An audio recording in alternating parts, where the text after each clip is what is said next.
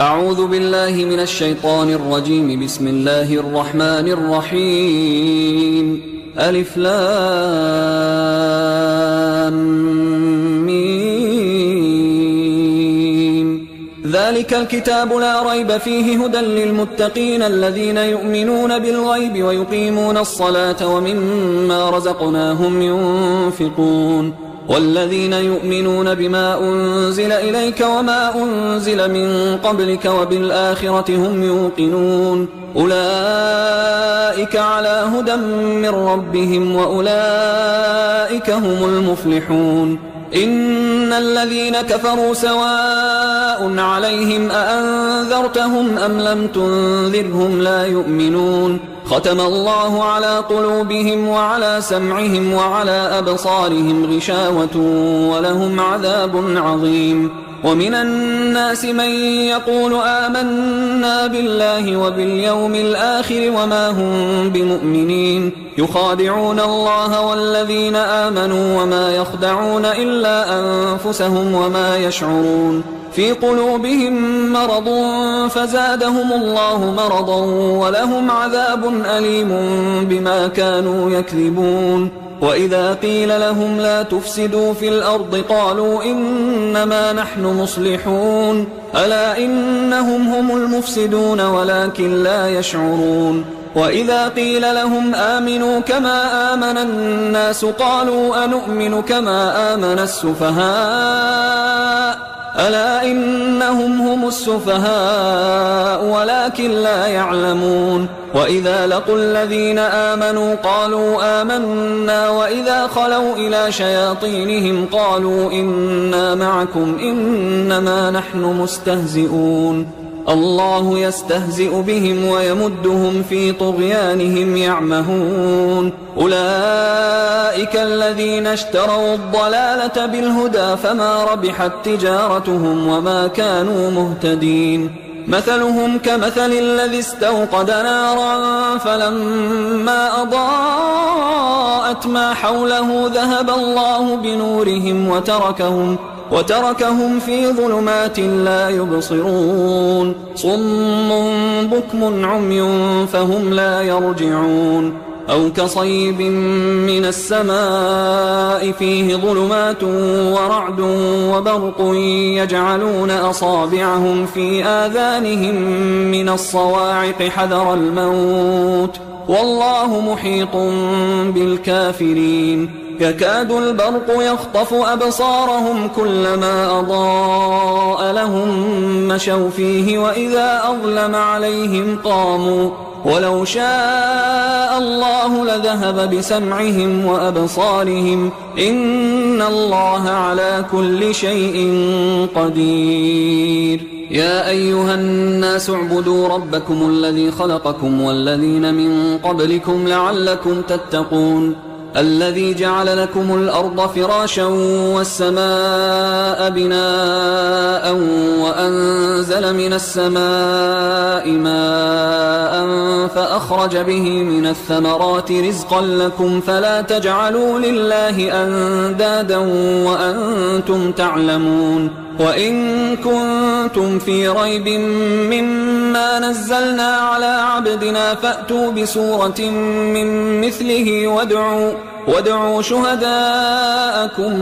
من دون الله إن كنتم صادقين. فإن لم تفعلوا ولن تفعلوا فاتقوا النار التي وقودها الناس والحجارة أعدت للكافرين. وبشر الذين آمنوا وعملوا الصالحات أن لهم جنات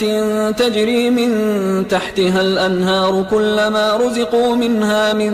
ثمرة رزقا قالوا هذا الذي رزقنا من قبل وأتوا به متشابها ولهم فيها أزواج مطهرة وهم فيها خالدون. إن الله لا يستحيي أن يضرب مثلا ما بعوضة فما فأما الذين آمنوا فيعلمون أنه الحق من ربهم، وأما الذين كفروا فيقولون ماذا أراد الله بهذا مثلا يضل به كثيرا ويهدي به كثيرا وما يضل به إلا الفاسقين الذين ينقضون عهد الله من بعد ميثاقه ويقطعون ما أمر الله به أن يوصل ويفسدون في الأرض أولئك هم الخاسرون. كيف تكفرون بالله وكنتم أمواتا فأحياكم ثم يميتكم ثم يحييكم ثم إليه ترجعون. هو الذي خلق لكم ما في الأرض جميعا ثم استوى إلى السماء فسواهن 7 سماوات وهو بكل شيء عليم. وإذ قال ربك للملائكة إني جاعل في الأرض خليفة قالوا أتجعل فيها من يفسد فيها ويسفك الدماء ونحن نسبح بحمدك ونقدس لك قال إني أعلم ما لا تعلمون. وعلم آدم الأسماء كلها ثم عرضهم على الملائكة فقال أنبئوني بأسماء هؤلاء إن كنتم صادقين. قالوا سبحانك لا علم لنا إلا ما علمتنا إنك أنت العليم الحكيم. قال يا آدم أنبئهم بأسمائهم فلما أنبأهم بأسمائهم قال ألم أقل لكم إني أعلم غيب السماوات والأرض وأعلم ما تبدون وما كنتم تكتمون. وإذ قلنا للملائكة اسجدوا لآدم فسجدوا إلا إبليس أبى واستكبر وكان من الكافرين. وقلنا يا آدم اسكن أنت وزوجك الجنة وكلا منها رغدا حيث شئتما ولا تقربا هذه الشجرة فتكونا من الظالمين. فأزلهما الشيطان عنها فأخرجهما مما كانا فيه وقلنا اهبطوا بعضكم لبعض عدو ولكم في الأرض مستقر ومتاع إلى حين. فتلقى آدم من ربه كلمات فتاب عليه إنه هو التواب الرحيم. قلنا اهبطوا منها جميعا فإما يأتينكم مني هدى فمن تبع هداي فلا خوف عليهم ولا هم يحزنون. والذين كفروا وكذبوا بآياتنا أولئك أصحاب النار هم فيها خالدون. يا بني إسرائيل اذكروا نعمتي التي أنعمت عليكم وأوفوا بعهدي أوف بعهدكم وإياي فارهبون. وآمنوا بما أنزلت مصدقا لما معكم ولا تكونوا أول كافر به ولا تشتروا بآياتي ثمنا قليلا وإياي فاتقون. ولا تلبسوا الحق بالباطل وتكتموا الحق وأنتم تعلمون. وأقيموا الصلاة وآتوا الزكاة واركعوا مع الراكعين. أتأمرون الناس بالبر وتنسون أنفسكم وأنتم تتلون الكتاب أفلا تعقلون. واستعينوا بالصبر والصلاة وإنها لكبيرة إلا على الخاشعين الذين يظنون أنهم ملاقو ربهم وأنهم إليه راجعون. يا بني إسرائيل اذكروا نعمتي التي أنعمت عليكم وأني فضلتكم على العالمين. واتقوا يوما لا تجزي نفس عن نفس شيئا ولا يقبل منها شفاعة ولا يؤخذ منها عدل ولا هم ينصرون. وإذ نجيناكم من آل فرعون يسومونكم سوء العذاب يذبحون أبناءكم ويستحيون نساءكم وفي ذلكم بلاء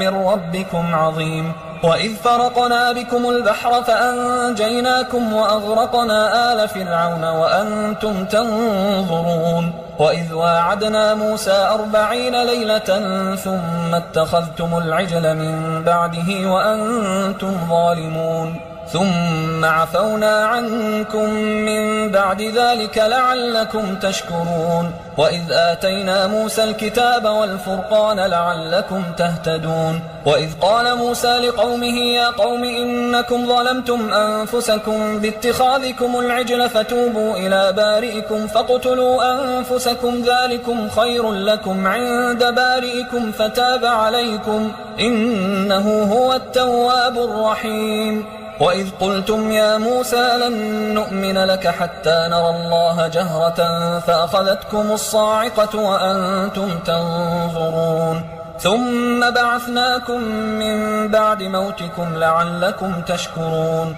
وظللنا عليكم الغمام وأنزلنا عليكم المن والسلوى كلوا من طيبات ما رزقناكم وما ظلمونا ولكن كانوا أنفسهم يظلمون وإذ قلنا ادخلوا هذه القرية فكلوا منها حيث شئتم رغدا وادخلوا الباب سجدا وقولوا حطة نغفر لكم خطاياكم وسنزيد المحسنين فبدل الذين ظلموا قولا غير الذي قيل لهم فأنزلنا على الذين ظلموا رجزا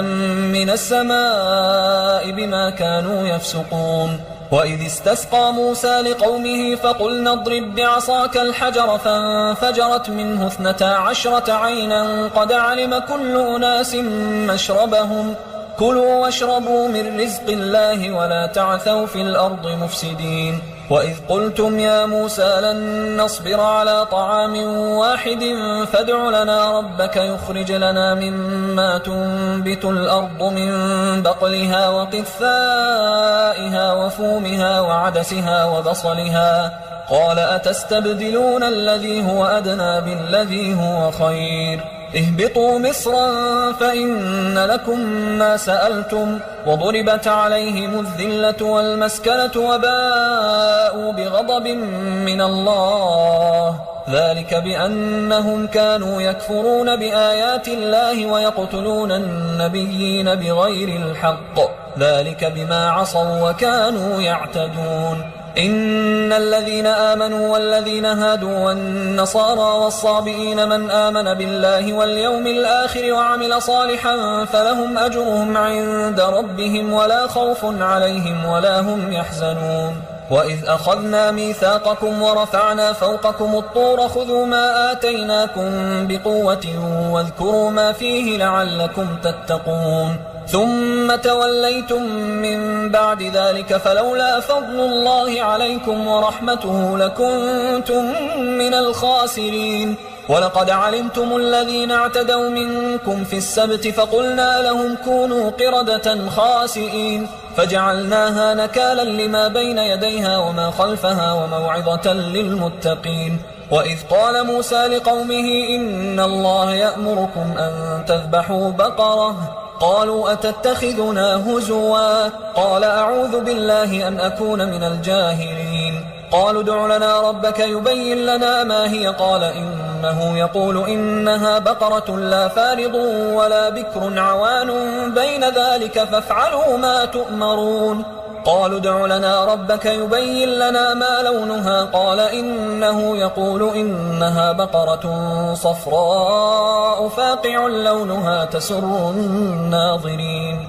قالوا ادع لنا ربك يبين لنا ما هي إن البقرة شابه علينا وإنا إن شاء الله لمهتدون قال إنه يقول إنها بقرة لا ذلول تثير الأرض ولا تسقي الحرث مسلمة لا شية فيها قالوا الآن جئت بالحق فذبحوها وما كادوا يفعلون وإذ قتلتم نفسا فادارأتم فيها والله مخرج ما كنتم تكتمون فقلنا اضربوه ببعضها كذلك يحيي الله الموتى ويريكم آياته لعلكم تعقلون ثم قست قلوبكم من بعد ذلك فهي كالحجارة أو أشد قسوة وإن من الحجارة لما يتفجر منه الأنهار وإن منها لما يشقق فيخرج منه الماء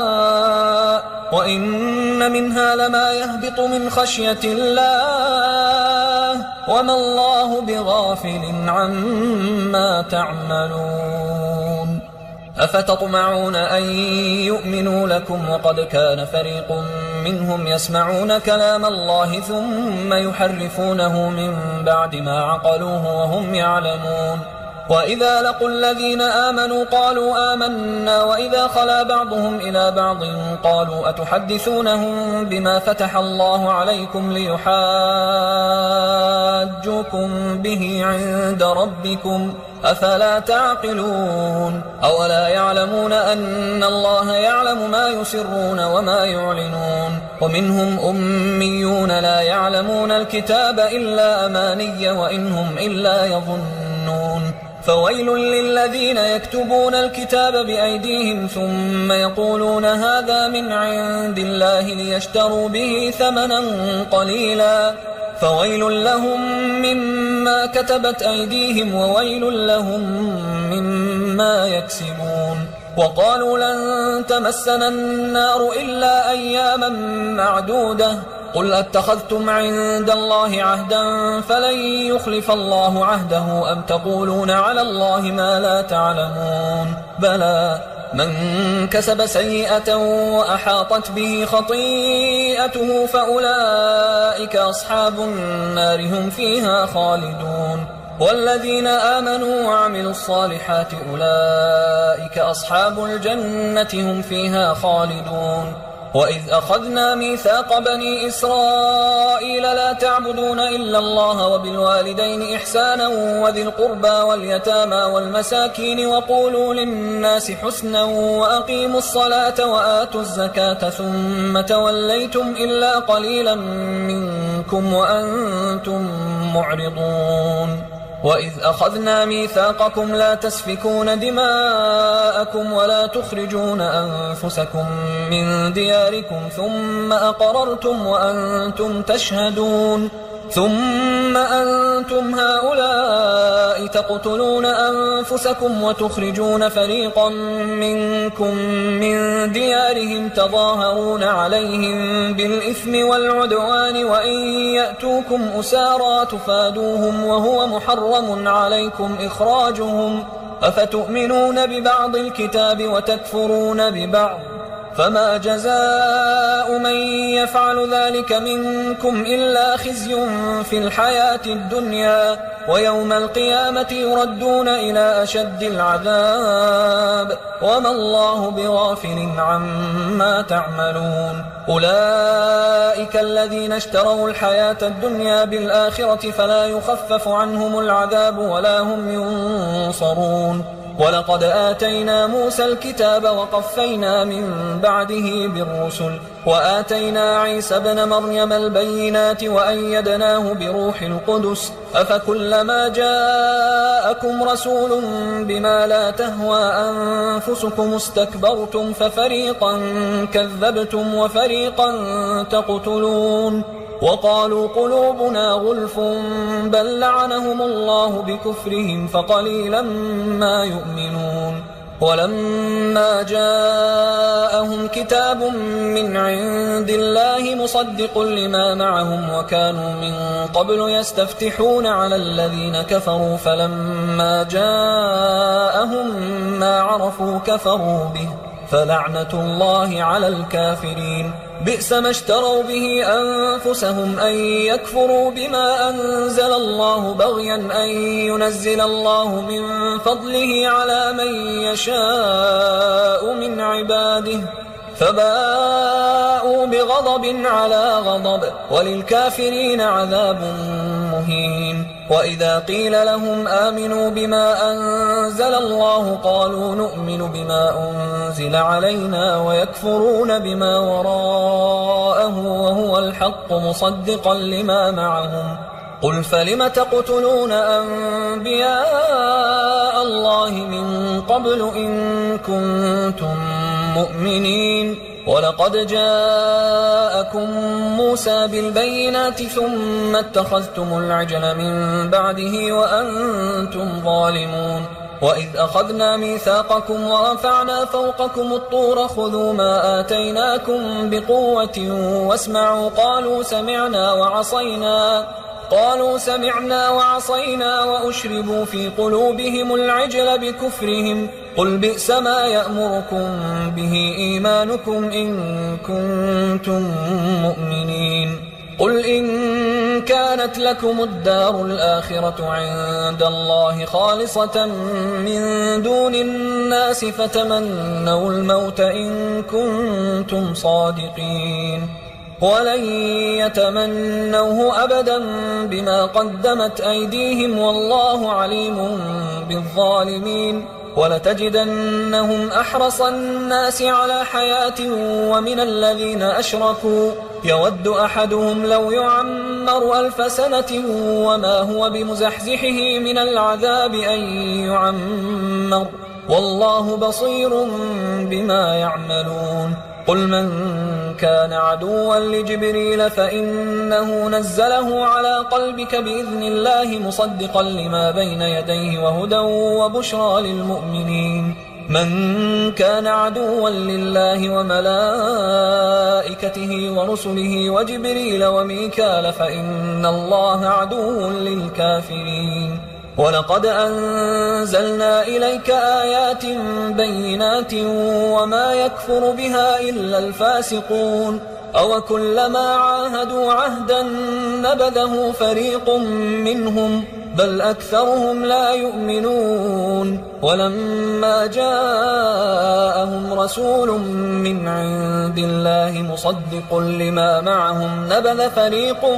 من الذين أوتوا الكتاب كتاب الله وراء ظهورهم كأنهم لا يعلمون واتبعوا ما تتلو الشياطين على ملك سليمان وما كفر سليمان ولكن الشياطين كفروا يعلمون الناس السحر وما أنزل على الملكين ببابل هاروت وماروت وما يعلمان من أحد حتى يقولا إنما نحن فتنة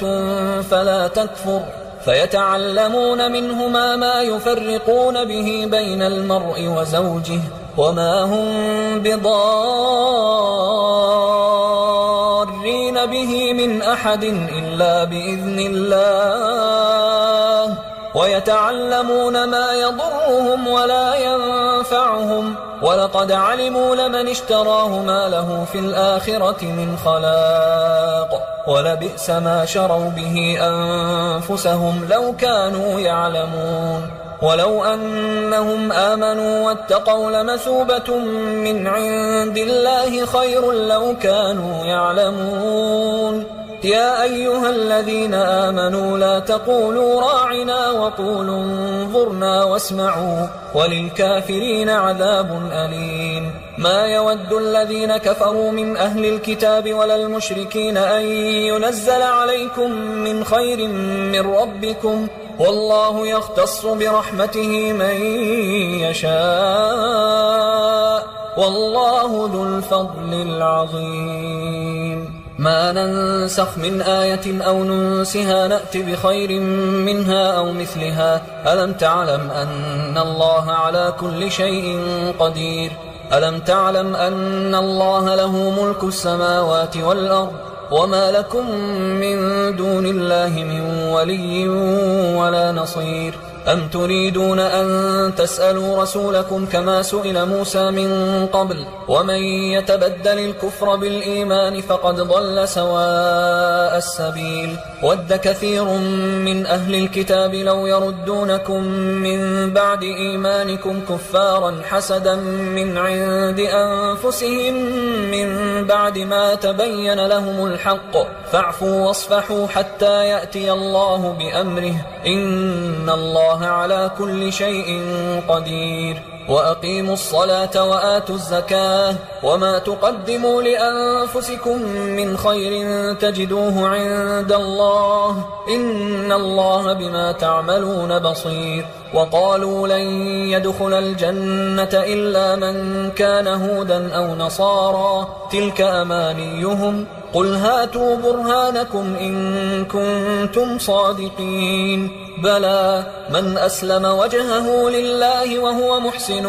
فله أجره عند ربه ولا خوف عليهم ولا هم يحزنون وقالت اليهود ليست النصارى على شيء وقالت النصارى ليست اليهود على شيء وهم يتلون الكتاب كذلك قال الذين لا يعلمون مثل قولهم فالله يحكم بينهم يوم القيامة فيما كانوا فيه يختلفون ومن أظلم ممن منع مساجد الله أن يذكر فيها اسمه وسعى في خرابها أولئك ما كان لهم أن يدخلوها إلا خائفين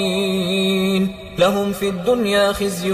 ولهم في الآخرة عذاب عظيم ولله المشرق والمغرب فأينما تولوا فثم وجه الله إن الله واسع عليم وقالوا اتخذ الله ولدا سبحانه بل له ما في السماوات والأرض كل له قانتون بديع السماوات والأرض وإذا قضى أمرا فإنما يقول له كن فيكون وقال الذين لا يعلمون لولا يكلمنا الله أو تأتينا آية كذلك قال الذين من قبلهم مثل قولهم تشابهت قلوبهم قد بينا الآيات لقوم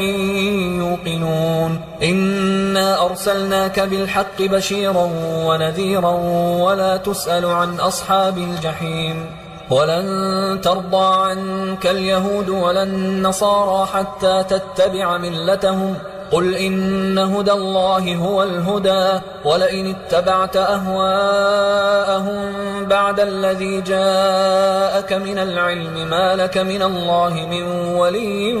ولا نصير الذين آتيناهم الكتاب يتلونه حق تلاوته أولئك يؤمنون به ومن يكفر به فأولئك هم الخاسرون يا بني إسرائيل اذكروا نعمتي التي أنعمت عليكم وأني فضلتكم على العالمين واتقوا يوما لا تجزي نفس عن نفس شيئا ولا يقبل منها عدل ولا تنفعها شفاعة ولا هم ينصرون وإذ ابتلى إبراهيم ربه بكلمات فأتمهن قال إني جاعلك للناس إماما قال ومن ذريتي قال لا ينال عهد الظالمين وإذ جعلنا البيت مثابة للناس وأمنا واتخذوا من مقام إبراهيم مصلى وعهدنا إلى إبراهيم وإسماعيل أن طهرا بيتي للطائفين والعاكفين والركع السجود وإذ قال إبراهيم رب اجعل هذا بلدا آمنا وارزق أهله من الثمرات من آمن منهم بالله واليوم الآخر قال ومن كفر فأمتعه قليلا ثم أضطره إلى عذاب النار وبئس المصير وإذ يرفع إبراهيم القواعد من البيت وإسماعيل ربنا تقبل منا إنك أنت السميع العليم ربنا وجعلنا مسلمين لك ومن ذريتنا أمة مسلمة لك وأرنا مناسكنا وتب علينا إنك أنت التواب الرحيم ربنا وابعث فيهم رسولا منهم يتلو عليهم آياتك ويعلمهم الكتاب والحكمة ويزكيهم إنك أنت العزيز الحكيم ومن يرغب عن ملة إبراهيم إلا من سفه نفسه ولقد اصطفيناه في الدنيا وإنه في الآخرة لمن الصالحين إذ قال له ربه أسلم قال أسلمت لرب العالمين. ووصى بها إبراهيم بنيه ويعقوب يا بني إن الله اصطفى لكم الدين فلا تموتن إلا وأنتم مسلمون. أم كنتم شهداء إذ حضر يعقوب الموت إذ قال لبنيه ما تعبدون من بعدي قالوا نعبد إلهك وإله آبائك إبراهيم وإسماعيل وإسحاق إلها واحدا ونحن له مسلمون. تلك أمة قد خلت لها ما كسبت ولكم ما كسبتم ولا تسألون عما كانوا يعملون. وقالوا كونوا هودا أو نصارى تهتدوا قل بل ملة إبراهيم حنيفا وما كان من المشركين. قولوا آمنا بالله وما أنزل إلينا وما أنزل إلى إبراهيم وإسماعيل وإسحاق ويعقوب والأسباط وما أوتي موسى وعيسى وما أوتي النبيون من ربهم لا نفرق بين أحد منهم ونحن له مسلمون. فإن آمنوا بمثل ما آمنتم به فقد اهتدوا وإن تولوا فإنما هم في شقاق فسيكفيكهم الله وهو السميع العليم. صبغة الله ومن أحسن من الله صبغة ونحن له عابدون. قل أتحاجوننا في الله وهو ربنا وربكم ولنا أعمالنا ولكم أعمالكم ونحن له مخلصون. أم تقولون إن إبراهيم وإسماعيل وإسحاق ويعقوب والأسباط كانوا هودا أو نصارى قل أأنتم أعلم أم الله ومن أظلم ممن كتم شهادة عنده من الله وما الله بغافل عما تعملون. تلك أمة قد خلت لها ما كسبت ولكم ما كسبتم ولا تسألون عما كانوا يعملون. سيقول السفهاء من الناس ما ولاهم عن قبلتهم التي كانوا عليها قل لله المشرق والمغرب يهدي من يشاء إلى صراط مستقيم. وكذلك جعلناكم أمة وسطا لتكونوا شهداء على الناس ويكون الرسول عليكم شهيدا. وما جعلنا القبلة التي كنت عليها إلا لنعلم من يتبع الرسول ممن ينقلب على عقبيه وإن كانت لكبيرة إلا على الذين هدى الله وما كان الله ليضيع إيمانكم إن الله بالناس لرؤوف رحيم. قد نرى تقلب وجهك في السماء فلنولينك قبلة ترضاها فول وجهك شطر المسجد الحرام وحيث ما كنتم فولوا وجوهكم شطره وإن الذين أوتوا الكتاب ليعلمون أنه الحق من ربهم وما الله بغافل عما يعملون. ولئن أتيت الذين أوتوا الكتاب بكل آية ما تبعوا قبلتك وما أنت بتابع قبلتهم وما بعضهم بتابع قبلة بعض ولئن اتبعت أهواءهم من بعد ما جاءك من العلم إنك إذا لمن الظالمين. الذين آتيناهم الكتاب يعرفونه كما يعرفون أبناءهم وإن فريقا منهم ليكتمون الحق وهم يعلمون الحق من ربك فلا تكونن من الممترين ولكل وجهة هو موليها فاستبقوا الخيرات أينما تكونوا يأت بكم الله جميعا إن الله على كل شيء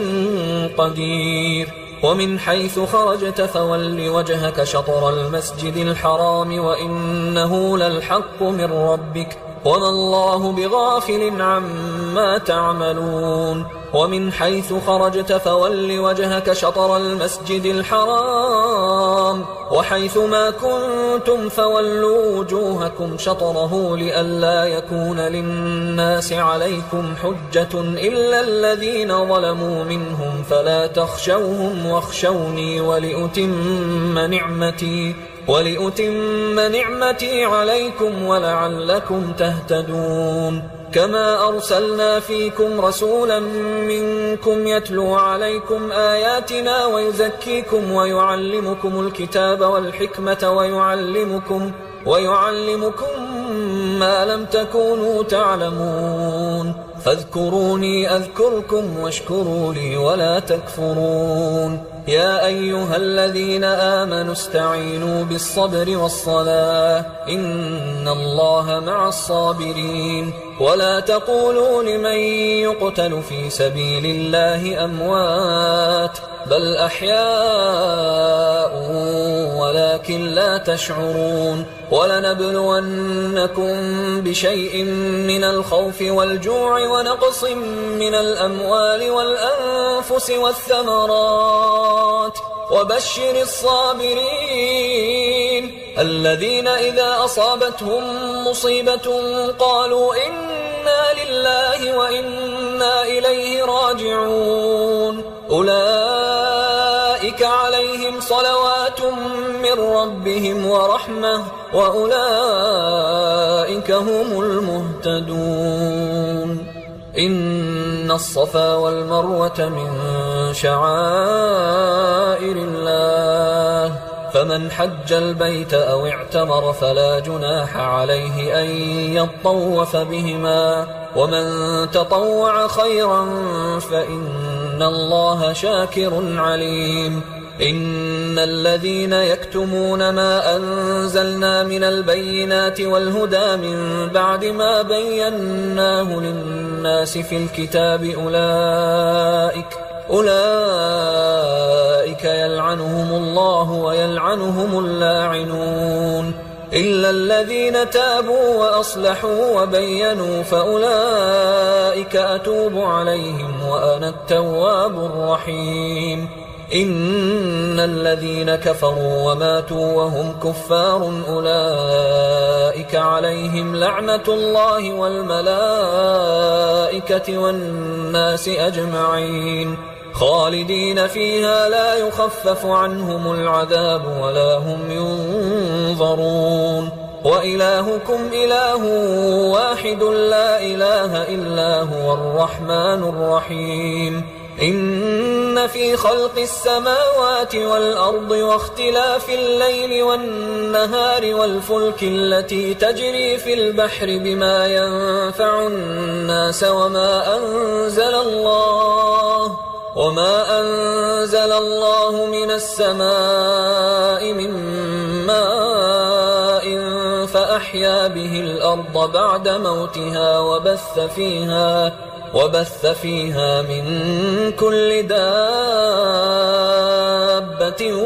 وتصريف الرياح والسحاب المسخر بين السماء والأرض لآيات لقوم يعقلون ومن الناس من يتخذ من دون الله أندادا يحبونهم كحب الله والذين آمنوا أشد حبا لله ولو يرى الذين ظلموا إذ يرون العذاب أن القوة لله جميعا وأن الله شديد العذاب إذ تبرأ الذين اتبعوا من الذين اتبعوا ورأوا العذاب وتقطعت بهم الأسباب وقال الذين اتبعوا لو أن لنا كرة فنتبرأ منهم كما تبرأوا منا كذلك يريهم الله أعمالهم حسرات عليهم وما هم بخارجين من النار يا أيها الناس كلوا مما في الأرض حلالا طيبا ولا تتبعوا خطوات الشيطان إنه لكم عدو مبين إنما يأمركم بالسوء والفحشاء وأن تقولوا على الله ما لا تعلمون وإذا قيل لهم اتبعوا ما أنزل الله قالوا بل نتبع ما ألفينا عليه آباءنا أولو كان آباؤهم لا يعقلون شيئا ولا يهتدون ومثل الذين كفروا كمثل الذي ينعق بما لا يسمع إلا دعاء ونداء صم بكم عمي فهم لا يعقلون يا أيها الذين آمنوا كلوا من طيبات ما رزقناكم واشكروا لله إن كنتم إياه تعبدون إنما حرم عليكم الميتة والدم ولحم الخنزير وما أهل به لغير الله فمن اضطر غير باغ ولا عاد فلا إثم عليه إن الله غفور رحيم إن الذين يكتمون ما أنزل الله من الكتاب ويشترون به ثمنا قليلا أولئك ما يأكلون في بطونهم إلا النار ولا يكلمهم الله يوم القيامة ولا يزكيهم ولهم عذاب أليم أولئك الذين اشتروا الضلالة بالهدى والعذاب بالمغفرة فما أصبرهم على النار ذلك بأن الله نزل الكتاب بالحق وإن الذين اختلفوا في الكتاب لفي شقاق بعيد ليس البر أن تولوا وجوهكم قبل المشرق والمغرب ولكن البر من آمن بالله واليوم الآخر والملائكة والكتاب والنبيين وآتى المال على حبه ذوي القربى واليتامى والمساكين وابن السبيل والسائلين وفي الرقاب وأقام الصلاة وآتى الزكاة والموفون بعهدهم إذا عاهدوا والصابرين في البأساء والضراء وحين البأس أولئك الذين صدقوا وأولئك هم المتقون يا أيها الذين آمنوا كتب عليكم القصاص في القتلى الحر بالحر والعبد بالعبد والأنثى بالأنثى فمن عفي له من أخيه شيء فاتباع بالمعروف وأداء إليه بإحسان ذلك تخفيف من ربكم ورحمة فمن اعتدى بعد ذلك فله عذاب أليم ولكم في القصاص حياة يا أولي الألباب لعلكم تتقون كتب عليكم إذا حضر أحدكم الموت إن ترك خيرا الوصية للوالدين والأقربين بالمعروف حقا على المتقين فمن بدله بعدما سمعه فإنما إثمه على الذين يبدلونه إن الله سميع عليم فمن خاف من موص جنفا أو إثما فأصلح بينهم فلا إثم عليه إن الله غفور رحيم. يا أيها الذين آمنوا كتب عليكم الصيام كما كتب على الذين من قبلكم لعلكم تتقون أياما معدودات، فمن كان منكم مريضا أو على سفر فعدة من أيام أخر، وعلى الذين يطيقونه فدية طعام مسكين، فمن تطوع خيرا فهو خير له، وأن تصوموا خير لكم إن كنتم تعلمون. شهر رمضان الذي أنزل فيه القرآن هدى للناس وبينات من الهدى والفرقان، فمن شهد منكم الشهر فليصم، ومن كان مريضا أو على سفر فعدة من أيام أخر، يريد الله بكم اليسر ولا يريد بكم العسر ولتكملوا العدة ولتكبروا الله على ما هداكم ولعلكم تشكرون. وإذا سألك عبادي عني فإني قريب أجيب دعوة الداع إذا دعان، فليستجيبوا لي وليؤمنوا بي لعلهم يرشدون. أحل لكم ليلة الصيام الرفث إلى نسائكم هن لباس لكم وأنتم لباس لهن، علم الله أنكم كنتم تختانون أنفسكم فتاب عليكم وعفى عنكم، فالآن باشروهن وابتغوا ما كتب الله لكم، وكلوا واشربوا حتى يتبين لكم الخيط الأبيض من الخيط الأسود من الفجر، ثم أتموا الصيام إلى الليل، ولا تباشروهن وأنتم عاكفون في المساجد، تلك حدود الله فلا تقربوها، كذلك يبين الله آياته للناس لعلهم يتقون. ولا تأكلوا أموالكم بينكم بالباطل وتدلوا بها إلى الحكام لتأكلوا فريقا من أموال الناس بالإثم وأنتم تعلمون. يسألونك عن الأهلة قل هي مواقيت للناس والحج، وليس البر بأن تأتوا البيوت من ظهورها ولكن البر من اتقى، وأتوا البيوت من أبوابها واتقوا الله لعلكم تفلحون. وقاتلوا في سبيل الله الذين يقاتلونكم ولا تعتدوا إن الله لا يحب المعتدين. واقتلوهم حيث ثقفتموهم وأخرجوهم من حيث أخرجوكم والفتنة أشد من القتل، ولا تقاتلوهم عند المسجد الحرام حتى يقاتلوكم فيه، فإن قاتلوكم فاقتلوهم، كذلك جزاء الكافرين، فإن انتهوا فإن الله غفور رحيم. وقاتلوهم حتى لا تكون فتنة ويكون الدين لله، فإن انتهوا فلا عدوان إلا على الظالمين.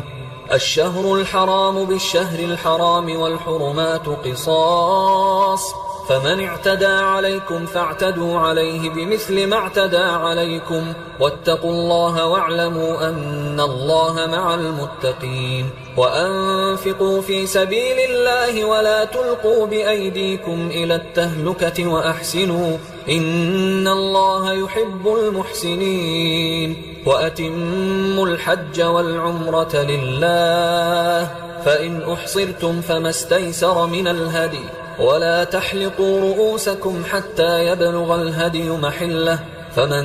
كان منكم مريضا أو به أذى من رأسه ففدية من صيام أو صدقة أو نسك، فإذا أمنتم فمن تمتع بالعمرة إلى الحج فما استيسر من الهدي، فمن لم يجد فصيام 3 أيام في الحج و7 إذا رجعتم، تلك 10 كاملة، ذلك لمن لم يكن أهله حاضر المسجد الحرام. واتقوا الله واعلموا أن الله شديد العقاب. الحج أشهر معلومات، فمن فرض فيهن الحج فلا رفث ولا فسوق ولا جدال في الحج، وما تفعلوا من خير يعلمه الله، وتزودوا فإن خير الزاد التقوى واتقون يا أولي الألباب. ليس عليكم جناح أن تبتغوا فضلا من ربكم، فإذا أفضتم من عرفات فاذكروا الله عند المشعر الحرام واذكروه كما هداكم وإن كنتم من قبله لمن الضالين. ثم أفيضوا من حيث أفاض الناس واستغفروا الله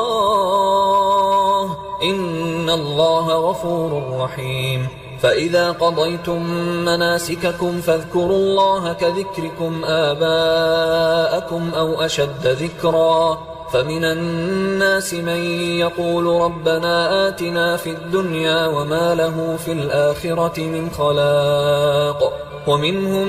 من يقول ربنا آتنا في الدنيا حسنة وفي الآخرة حسنة وقنا عذاب النار. أولئك لهم نصيب مما كسبوا والله سريع الحساب. واذكروا الله في أيام معدودات، فمن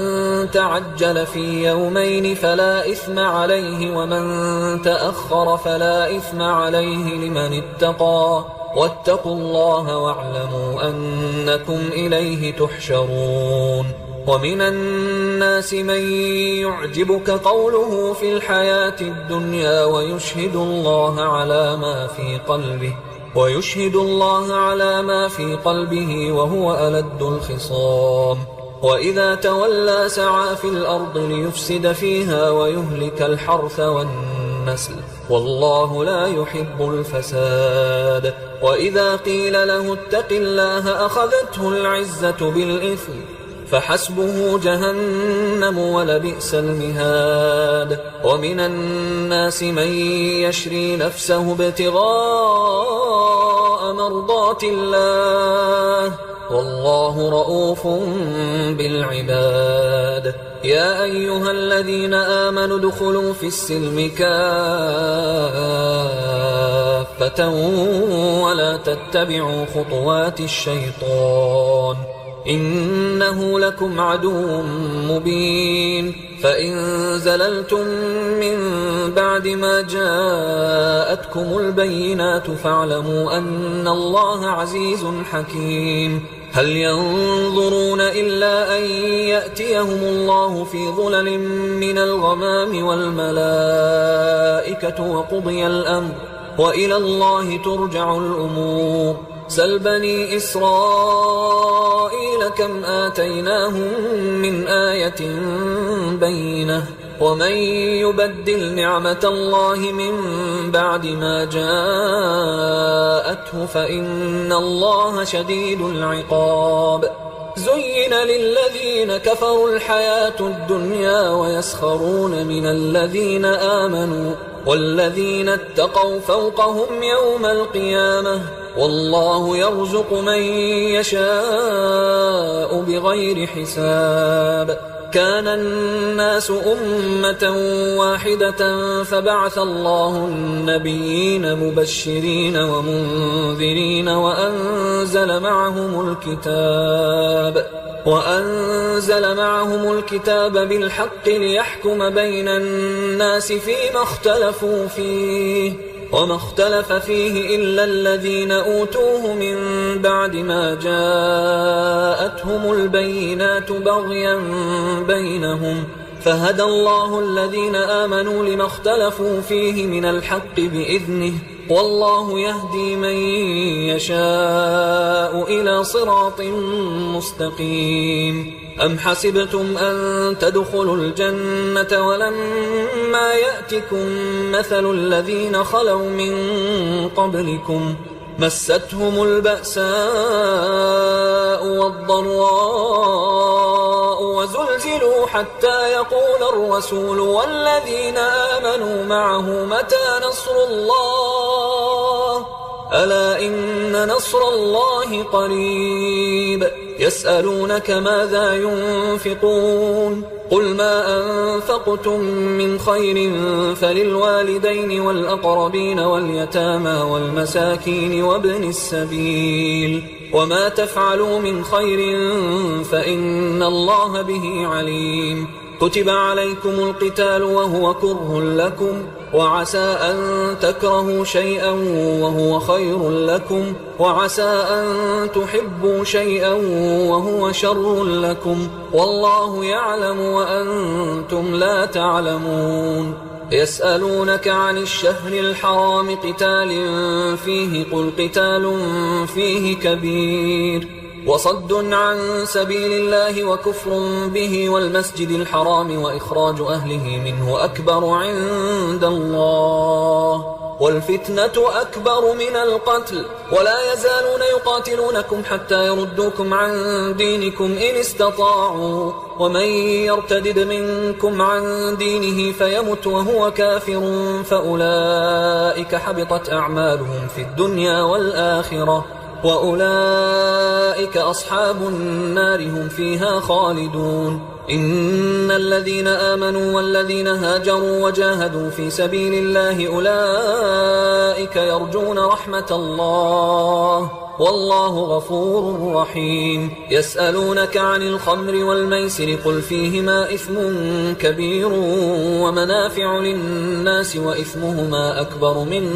نفعهما ويسألونك ماذا ينفقون قل العفو كذلك يبين الله لكم الآيات لعلكم تتفكرون في الدنيا والآخرة ويسألونك عن اليتامى قل إصلاح لهم خير وإن تخالطوهم فإخوانكم والله يعلم المفسد من المصلح ولو شاء الله لأعنتكم إن الله عزيز حكيم ولا تنكحوا المشركات حتى يؤمن ولأمة مؤمنة خير من مشركة ولو أعجبتكم ولا تنكحوا المشركين حتى يؤمنوا ولعبد مؤمن خير من مشرك ولو أعجبكم أولئك يدعون إلى النار والله يدعو إلى الجنة والمغفرة بإذنه ويبين آياته للناس لعلهم يتذكرون ويسألونك عن المحيض قل هو أذى فاعتزلوا النساء في المحيض ولا تقربوهن حتى يطهرن فإذا تطهرن فأتوهن من حيث أمركم الله إن الله يحب التوابين ويحب المتطهرين نساؤكم حرث لكم فأتوا حرثكم أنى شئتم وقدموا لأنفسكم واتقوا الله واعلموا أنكم ملاقوه وبشر المؤمنين ولا تجعلوا الله عرضة لأيمانكم أن تبروا وتتقوا وتصلحوا بين الناس والله سميع عليم لا يؤاخذكم الله باللغو في أيمانكم ولكن يؤاخذكم بما كسبت قلوبكم والله غفور حليم للذين يؤلون من نسائهم تربص 4 أشهر فإن فاءوا فإن الله غفور رحيم وإن عزموا الطلاق فإن الله سميع عليم والمطلقات يتربصن بأنفسهن 3 قروء ولا يحل لهن أن يكتمن ما خلق الله في أرحامهن إن كن يؤمن بالله واليوم الآخر وبعولتهن أحق بردهن في ذلك إن أرادوا إصلاحا ولهن مثل الذي عليهن بالمعروف وللرجال عليهن درجة والله عزيز حكيم الطلاق 2 فإمساك بمعروف أو تسريح بإحسان ولا يحل لكم أن تأخذوا مما آتيتموهن شيئا إلا أن يخافا ألا يقيما حدود الله فإن خفتم ألا يقيما حدود الله فلا جناح عليهما فيما افتدت به تلك حدود الله فلا تعتدوها ومن يتعد حدود الله فأولئك هم الظالمون فإن طلقها فلا تحل له من بعد حتى تنكح زوجا غيره فإن طلقها فلا جناح عليهما أن يتراجعا إن ظنا أن يقيما حدود الله وتلك حدود الله يبينها لقوم يعلمون وإذا طلقتم النساء فبلغن أجلهن فأمسكوهن بمعروف أو سرحوهن بمعروف ولا تمسكوهن ضرارا لتعتدوا ومن يفعل ذلك فقد ظلم نفسه ولا تتخذوا آيات الله هزوا واذكروا نعمة الله عليكم وما أنزل عليكم من الكتاب والحكمة يعظكم به واتقوا الله واعلموا أن الله بكل شيء عليم وإذا طلقتم النساء فبلغن أجلهن فلا تعضلوهن أن ينكحن أزواجهن إذا تراضوا بينهم بالمعروف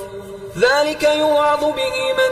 كان منكم يؤمن بالله واليوم الآخر ذلكم أزكى لكم وأطهر والله يعلم وأنتم لا تعلمون والوالدات يرضعن أولادهن حولين كاملين لمن أراد أن يتم الرضاعة وعلى المولود له رزقهن وكسوتهن بالمعروف لا تكلف نفس إلا وسعها لا تضار والدة بولدها ولا مولود له بولده وعلى الوارث مثل ذلك فإن أرادا فصالا عن تراض منهما وتشاور فلا جناح عليهما وإن أردتم أن تسترضعوا أولادكم فلا جناح عليكم إذا سلمتم ما آتيتم بالمعروف واتقوا الله واعلموا أن الله بما تعملون بصير والذين يتوفون منكم ويذرون أزواجا يتربصن بأنفسهن 4 أشهر وعشرا فإذا بلغن أجلهن فلا جناح عليكم فيما فعلن في أنفسهن بالمعروف والله بما تعملون خبير ولا جناح عليكم فيما عرضتم به من خطبة النساء أو أكننتم في أنفسكم علم الله أنكم ستذكرونهن ولكن لا تواعدوهن سرا إلا أن تقولوا قولا معروفا ولا تعزموا عقدة النكاح حتى يبلغ الكتاب أجله واعلموا أن الله يعلم ما في أنفسكم فاحذروه واعلموا أن الله غفور حليم لا جناح عليكم إن طلقتم النساء ما لم تمسوهن أو تفرضوا لهن فريضة ومتعوهن على الموسع قدره وعلى المقتر قدره متاعا بالمعروف حقا على المحسنين وإن طلقتموهن من قبل أن تمسوهن وقد فرضتم لهن فريضة فنصف ما فرضتم إلا أن يعفون أو يعفو الذي بيده عقدة النكاح وأن تعفوا أقرب للتقوى ولا تنسوا الفضل بينكم إن الله بما تعملون بصير حافظوا على الصلوات والصلاة الوسطى وقوموا لله قانتين فإن خفتم فرجالا أو ركبانا فإذا أمنتم فاذكروا الله كما علمكم ما لم تكونوا تعلمون والذين يتوفون منكم ويذرون أزواجا وصية لأزواجهم متاعا إلى الحول غير إخراج فإن خرجن فلا جناح عليكم فيما فعلن في أنفسهن من معروف والله عزيز حكيم وللمطلقات متاع بالمعروف حقا على المتقين كذلك يبين الله لكم آياته لعلكم تعقلون ألم تر إلى الذين الذين خرجوا من ديارهم وهم ألوف حذر الموت فقال لهم الله موتوا ثم أحياهم إن الله لذو فضل على الناس ولكن أكثر الناس لا يشكرون وقاتلوا في سبيل الله واعلموا أن الله سميع عليم من ذا الذي يقرض الله قرضا حسنا فيضاعفه له أضعافا كثيرة والله يقبض ويبسط وإليه ترجعون ألم تر إلى الملأ من بني إسرائيل من بعد موسى إذ قالوا لنبي له مبعث لنا ملكا نقاتل في سبيل الله قال هل عسيتم إن كتب عليكم القتال ألا تقاتلوا قالوا وما لنا ألا نقاتل في سبيل الله وقد أخرجنا من ديارنا وأبنائنا فلما كتب عليهم القتال تولوا إلا قليلا منهم والله عليم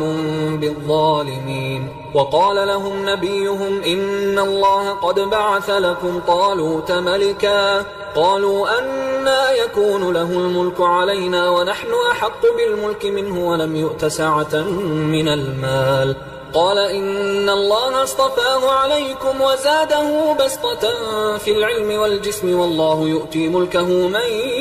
يشاء والله واسع عليم وقال لهم نبيهم إن آية ملكه أن يأتيكم التابوت فيه سكينة من ربكم وبقية مما ترك آل موسى وآل هارون تحمله الملائكة إن في ذلك لآية لكم إن كنتم مؤمنين فلما فصل طالوت بالجنود قال إن الله مبتليكم بنهر فمن شرب منه فليس مني ومن لم يطعمه فإنه مني إلا من اغترف غرفة بيده فشربوا منه إلا قليلا منهم فلما جاوزه هو والذين آمنوا معه قالوا لا طاقة لنا اليوم بجالوت وجنوده قال الذين يظنون أنهم ملاقوا الله كم من فئة قليلة غلبت فئة كثيرة بإذن الله والله مع الصابرين ولما برزوا لجالوت وجنوده قالوا ربنا أفرغ علينا صبرا وثبت أقدامنا وانصرنا على القوم الكافرين فهزموهم بإذن الله وقتل داود جالوت وآتاه الله الملك والحكمة وعلمه مما يشاء ولولا دفع الله الناس بعضهم ببعض لفسدت الأرض ولكن الله ذو فضل على العالمين تلك آيات الله نتلوها عليك بالحق وإنك لمن المرسلين تلك الرسل فضلنا بعضهم على بعض منهم من كلم الله ورفع بعضهم درجات وآتينا عيسى ابن مريم البينات وأيدناه بروح القدس ولو شاء الله ما اقتتل الذين من بعدهم من بعد ما جاءتهم البينات ولكن اختلفوا فمنهم من آمن ومنهم من كفر ولو شاء الله ما اقتتلوا ولكن الله يفعل ما يريد يا أيها الذين آمنوا أنفقوا مما رزقناكم من قبل أن يأتي يوم لا بيع فيه ولا خلة ولا شفاعة والكافرون هم الظالمون الله لا إله إلا هو الحي القيوم لا تأخذه سنة ولا نوم له ما في السماوات وما في الأرض من ذا الذي يشفع عنده إلا بإذنه يعلم ما بين أيديهم وما خلفهم ولا يحيطون بشيء من علمه إلا بما شاء وسع كرسيه السماوات والأرض ولا يؤوده حفظهما وهو العلي العظيم لا إكراه في الدين قد تبين الرشد من الغي فمن يكفر بالطاغوت ويؤمن بالله فقد استمسك بالعروة الوثقى لا انفصام لها والله سميع عليم الله ولي الذين آمنوا يخرجهم من الظلمات إلى النور والذين كفروا أولياؤهم الطاغوت يخرجونهم من النور إلى الظلمات أولئك أصحاب النار هم فيها خالدون ألم تر إلى الذي حاج إبراهيم في ربه أن آتاه الله الملك إذ قال إبراهيم ربي الذي يحيي ويميت قال أنا أحيي وأميت قال إبراهيم فإن الله يأتي بالشمس من المشرق فأت بها من المغرب فبهت الذي كفر والله لا يهدي القوم الظالمين أو كالذي مر على قرية وهي خاوية على عروشها قال أنى يحيي هذه الله بعد موتها فأماته الله 100 عام ثم بعثه قال كم لبثت قال لبثت يوما أو بعض يوم قال بل لبثت 100 عام فانظر إلى طعامك وشرابك لم يتسنه وانظر إلى حمارك ولنجعلك آية للناس وانظر إلى العظام كيف ننشزها ثم نكسوها لحما فلما تبين له قال أعلم أن الله على كل شيء قدير وإذ قال إبراهيم رب أرني كيف تحيي الموتى قال أولم تؤمن قال بلى ولكن ليطمئن قلبي قال فخذ 4 من الطير فصرهن إليك ثم اجعل على كل جبل منهن جزءا ثم ادعهن يأتينك سعيا واعلم أن الله عزيز حكيم مثل الذين ينفقون أموالهم في سبيل الله كمثل حبة أنبتت 7 سنابل في كل سنبلة 100 حبة والله يضاعف لمن يشاء والله واسع عليم الذين ينفقون أموالهم في سبيل الله ثم لا يتبعون ما أنفقوا منا ولا أذى لهم أجرهم عند ربهم ولا خوف عليهم ولا هم يحزنون قول معروف ومغفرة خير من صدقة يتبعها أذى والله غني حليم يا أيها الذين آمنوا لا تبطلوا صدقاتكم بالمن والأذى كالذي ينفق ماله رئاء الناس ولا يؤمن بالله واليوم الآخر فمثله كمثل صفوان عليه تراب فأصابه وابل فتركه صلدا لا يقدرون على شيء مما كسبوا والله لا يهدي القوم الكافرين ومثل الذين ينفقون أموالهم ابتغاء مرضات الله وتثبيتا من أنفسهم كمثل جنة بربوة أصابها وابل فآتت أكلها ضعفين فإن لم يصبها وابل فطل والله بما تعملون بصير أيود أحدكم أن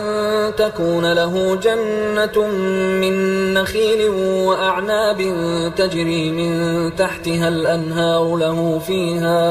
له فيها من كل الثمرات وأصابه الكبر وله ذرية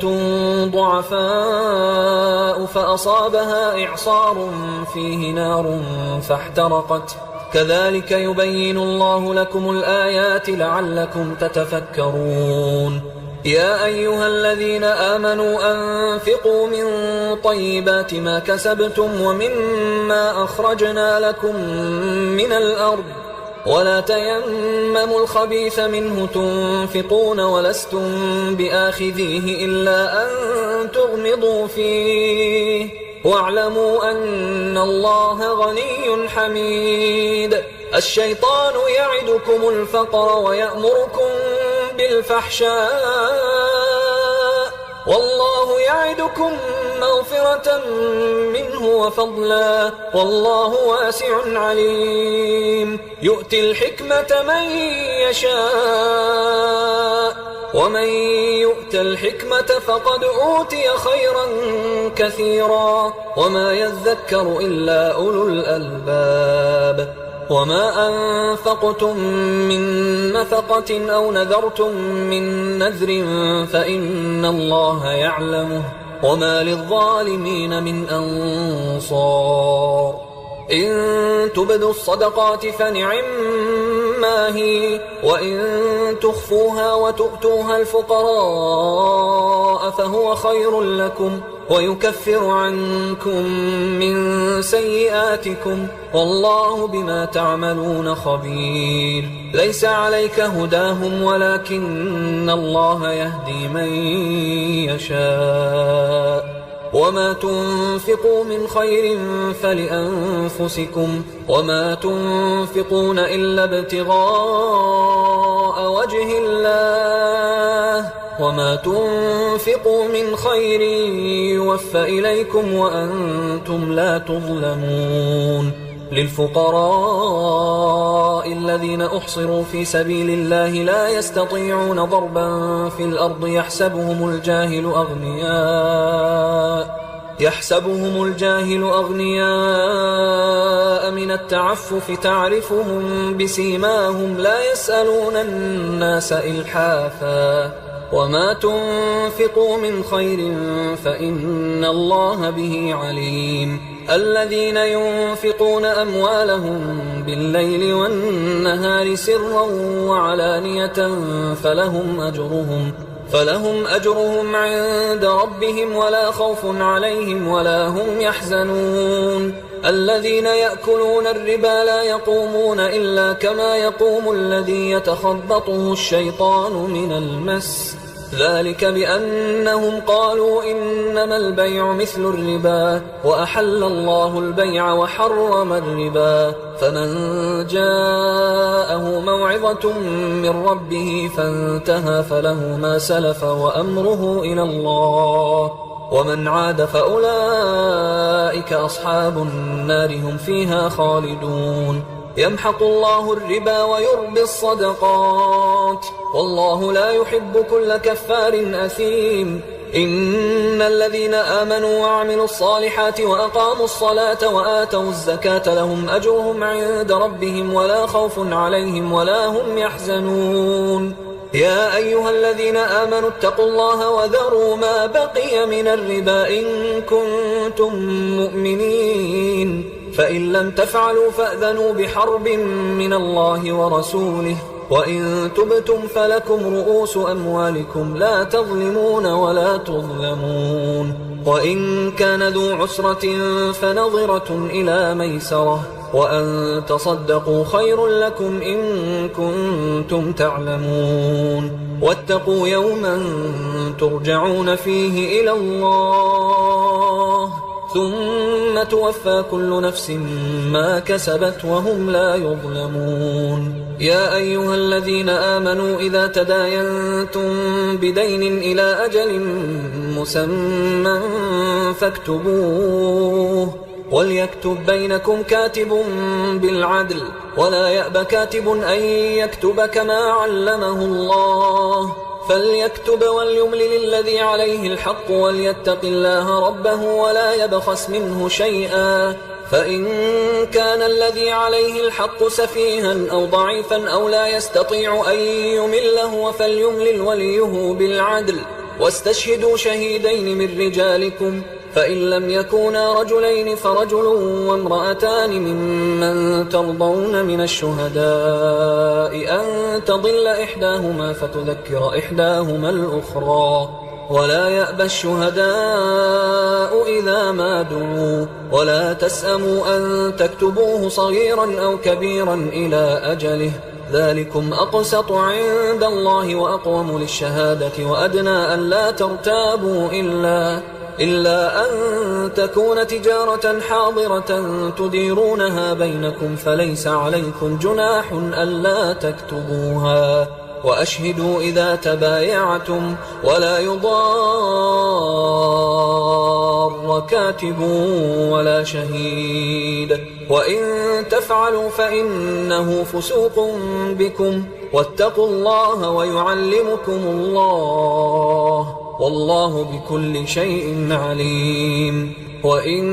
كنتم على سفر ولم تجدوا كاتبا فرهان مقبوضة فإن أمن بعضكم بعضا فليؤدي الذي ائتمن أمانته وليتق الله ربه ولا تكتموا الشهادة ومن يكتمها فإنه آثم قلبه والله بما تعملون عليم لله ما في السماوات وما في الأرض وإن تبدوا ما في أنفسكم أو تخفوه يحاسبكم به الله فيغفر لمن يشاء ويعذب من يشاء والله على كل شيء قدير آمن الرسول بما أنزل إليه من ربه والمؤمنون كل آمن بالله وملائكته وكتبه ورسله لا نفرق بين أحد من رسله وقالوا سمعنا وأطعنا غفرانك ربنا وإليك المصير لا يكلف الله نفسا إلا وسعها لها ما كسبت وعليها ما اكتسبت ربنا لا تؤاخذنا إن نسينا أو أخطأنا ربنا ولا تحمل علينا إصرا كما حملته على الذين من قبلنا ربنا ولا تحملنا ما لا طاقة لنا به واعف عنا واغفر لنا وارحمنا أنت مولانا فانصرنا على القوم الكافرين.